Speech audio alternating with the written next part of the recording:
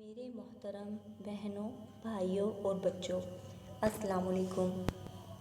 بے شک اللہ تعالیٰ نے اپنے بندوں کو بخشنے کے لیے دین میں نعمت کی شکل میں بہت سی آسانیاں فرمائی ہیں۔ ایسی ہی ایک نعمت ماہ رمضان کی صورت میں مسلمانوں کو عطا ہوئی، جس میں اللہ تعالیٰ نے واضح کر دیا کہ جو لوگ ماہ رمضان کے روزے احکام شریعت کے مطابق رکھیں، ان کے لیے دنیا اور آخرت میں بے حساب اجر ہے۔ ہر انسان کی زندگی کے 3 مرحلے ہوتے ہیں، ایک دنیا میں، دوسرا قبر میں اور تیسرا جنت یا دوزخ میں۔ رمضان کا پہلا عشرہ رحمت کا ہے، جو زندگی کے خصوصاً پہلے مرحلے میں اشد ضروری ہے۔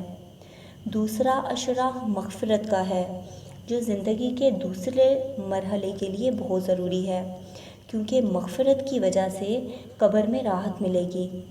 تیسرا عشرہ جہنم سے آزادی کا ہے، جو زندگی کے تیسرے مرحلے کے لیے بہت ضروری ہے۔ آج رمضان کا پہلا عشرہ مکمل اور دوسرا شروع ہو چکا ہے، اس لیے مغفرت کے لیے زیادہ سے زیادہ یہ دعا پڑھنی چاہیے: استغفر اللہ ربی من کل ذنب واتوب الیہ۔ میں اللہ سے تمام گناہوں کی بخشش مانگتی ہوں جو میرا رب ہے، اور اسی کی طرف رجوع کرتی ہوں۔ آئیے چھٹے پارے کا خلاصہ شروع کرتے ہیں۔ چھٹے پارے میں سورۃ النساء مکمل ہوتی ہے اور سورۃ المائدہ کی 82 آیات شامل ہیں۔ پارے کی پہلی آیت 148 میں اللہ تعالیٰ ارشاد فرماتے ہیں: برائی کے ساتھ آواز بلند کرنے کو اللہ تعالیٰ پسند نہیں فرماتا، مگر مظلوم کو اجازت ہے، اور اللہ تعالیٰ خوب سنتا اور جانتا ہے۔ شریعت نے تاکید کی کہ کسی کے اندر برائی دیکھو تو اس کا چرچا نہ کرو، بلکہ تنہائی میں اس کو سمجھاؤ۔ البتہ ظالم کے ظلم کو تم لوگوں کے سامنے بیان کر سکتے ہو، جس سے ایک فائدہ تو یہ ہو سکتا ہے کہ وہ ظلم سے باز آ جائے گا، اور دوسرا فائدہ یہ کہ لوگ اس سے بچ کر رہیں گے۔ حدیث میں آتا ہے کہ ایک شخص نبی صلی اللہ علیہ وآلہ وسلم کی خدمت میں حاضر ہوا اور کہا کہ مجھے میرا پڑوسی تکلیف دیتا ہے۔ آپ صلی اللہ علیہ وآلہ وسلم نے اس سے فرمایا: تم اپنا سامان نکال کر باہر راستے میں رکھ دو۔ اس نے ایسا ہی کیا۔ جو بھی گزرتا اس سے پوچھتا اور وہ پڑوسی کے ظالمانہ رویے کی وضاحت کرتا۔ پڑوسی نے یہ صورتحال دیکھ کر معذرت کر لی اور آئندہ سے تکلیف نہ پہنچانے کا فیصلہ کر لیا۔ آیت نمبر 157 اور 158 سے ثابت ہوتا ہے کہ حضرت عیسیٰ علیہ السلام کو یہودی نہ قتل کرنے میں کامیاب ہو سکے اور نہ سولی چڑھانے میں۔ اس کا مطلب یہ ہے کہ جب حضرت عیسیٰ علیہ السلام کو یہودیوں کی سازش کا پتہ چلا تو انہوں نے اپنے حواریوں کو، جن کی تعداد 12 یا 17 تھی، جمع کیا اور فرمایا کہ تم میں سے کوئی شخص میری جگہ قتل ہونے کے لیے تیار ہے، تاکہ اللہ تعالیٰ کی طرف سے اس کی شکل و صورت میری جیسی بنا دی جائے۔ ایک نوجوان اس کے لیے تیار ہو گیا۔ حضرت عیسیٰ علیہ السلام کو وہاں سے آسمان پر زندہ اٹھا لیا گیا۔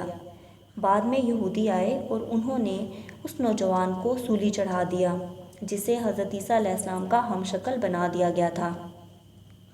حضرت عیسیٰ علیہ السلام کے ہم شکل شخص کو قتل کرنے کے بعد یہودیوں کا ایک گروہ تو یہ کہتا رہا کہ حضرت عیسیٰ علیہ السلام کو ہم نے قتل کر دیا ہے، جبکہ دوسرا گروہ، جسے یہ اندازہ ہو چکا تھا کہ مقتول شخص عیسیٰ نہیں کوئی اور ہے، بعض کہتے ہیں کہ انہوں نے عیسیٰ علیہ السلام کو آسمان پر جاتے ہوئے بھی دیکھا تھا۔ احادیث کی روشنی میں حضرت عیسیٰ علیہ السلام دوبارہ اس دنیا میں آئیں گے اور وہ دمشق کی جامع مسجد کے مینار سے اس وقت اتریں گے جب فجر کی نماز کے لیے اقامت ہو رہی ہوگی۔ آپ خنزیر کو قتل کریں گے، صلیب توڑ دیں گے، جزیہ معاف کر دیں گے، ان کے دور میں سب مسلمان ہو جائیں گے۔ دجال کا قتل بھی آپ کے ہاتھوں سے ہوگا، اور یاجوج ماجوج کا ظہور و فساد بھی آپ کی موجودگی میں ہوگا۔ آخر آپ ہی کی دعا سے ان کی ہلاکت ہوگی۔ اگلی سورت سورۃ المائدہ ہے۔ یہ مدنی سورت ہے، آخری دور میں نازل ہوئی، اس کا کوئی حکم بھی منسوخ نہیں۔ اس سے پہلے والی صورتوں میں اللہ نے بنی اسرائیل یا اہل کتاب کہہ کر مخاطب کیا، جبکہ اس صورت میں اے ایمان والو کہہ کر مخاطب کیا ہے۔ آیت نمبر 3 میں حرام اشیاء اور تکمیل اسلام کا اعلان کیا گیا ہے۔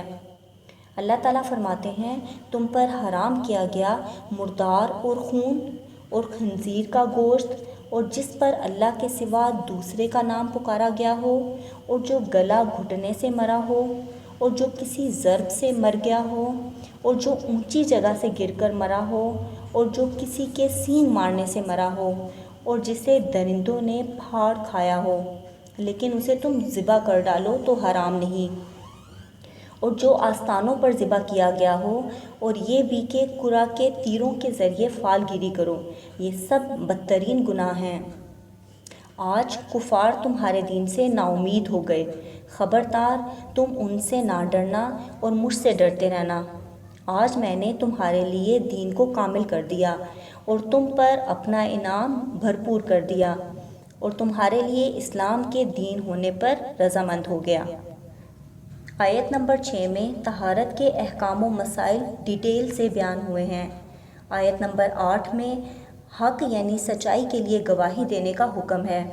اللہ تعالیٰ ارشاد فرماتے ہیں اے ایمان والو تم اللہ کی خاطر حق پر قائم ہو جاؤ، راستی اور انصاف کے ساتھ گواہی دینے والے بن جاؤ، کسی قوم کی عداوت تمہیں خلاف عدل پر آمادہ نہ کر دے، عدل کیا کرو جو پرہیزگاری کے زیادہ قریب ہے، اور اللہ تعالیٰ سے ڈرتے رہو، یقین مانو کہ اللہ تعالیٰ تمہارے اعمال سے باخبر ہے۔ نبی کریم صلی اللہ علیہ وآلہ وسلم کے نزدیک عادلانہ گواہی کی کتنی اہمیت ہے کا اندازہ اس واقعے سے ہوتا ہے۔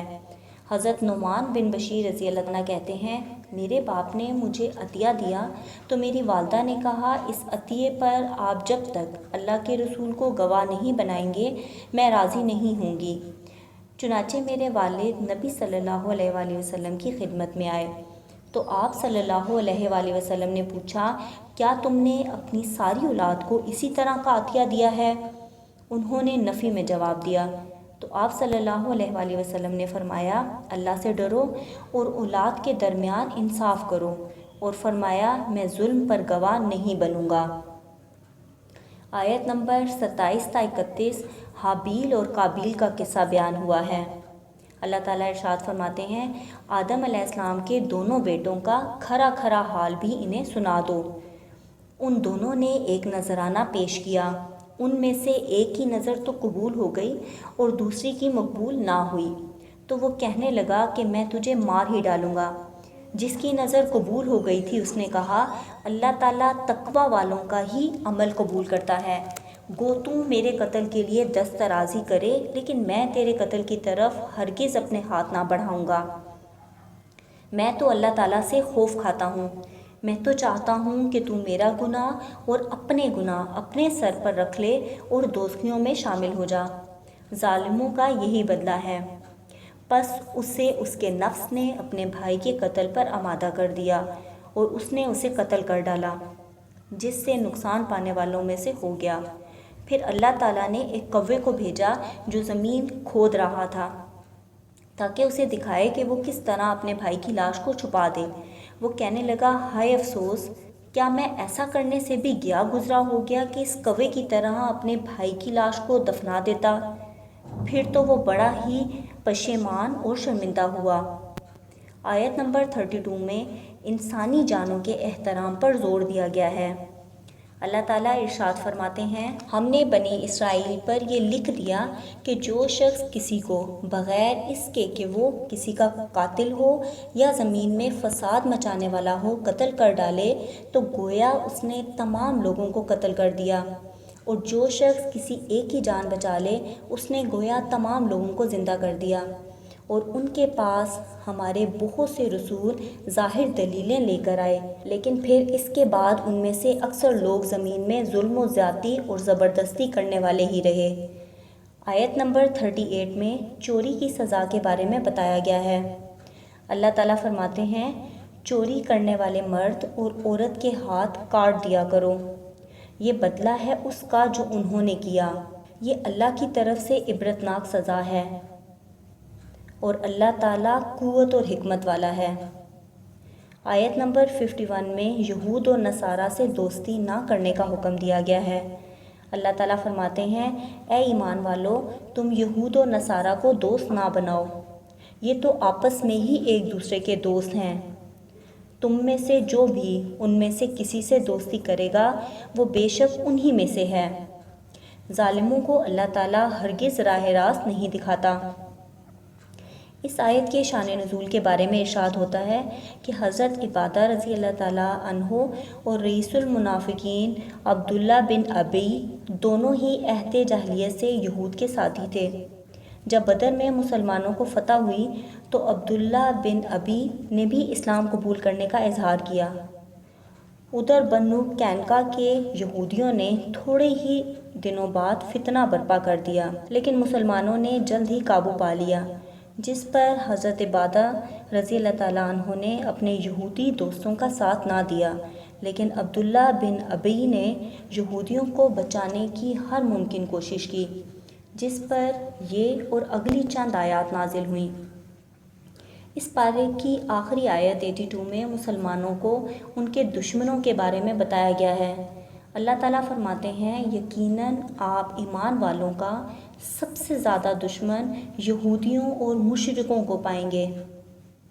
الحمدللہ، چھٹے پارے کی سمری مکمل ہوئی۔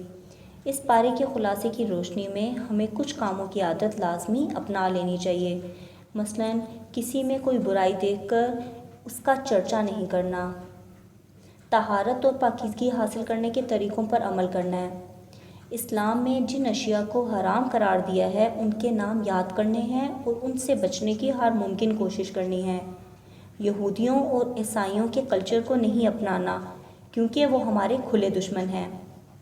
اللہ تعالیٰ ہمیں قرآنی تعلیمات کو سمجھنے اور اس کے مطابق زندگی گزارنے کی توفیق عطا فرمائے۔